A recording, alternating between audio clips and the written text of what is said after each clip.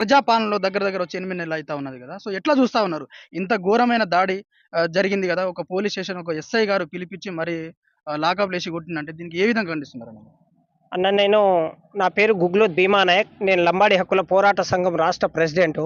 మా సంఘానికి జిల్లా అధ్యక్షుడిగా కొనసాగుతున్నాడు. గత 10 సంవత్సరాలుగా ప్రజా ఉద్యమాల మీద, విద్యార్థి సమస్యల మీద రాజీలేని పోరాటం చేస్తున్న మాలోత్ సురేష్ బాబును సమాజంలో ఎవరినైనా ప్రశ్నించవచ్చు, ఎవరినైనా నిలదీయవచ్చు.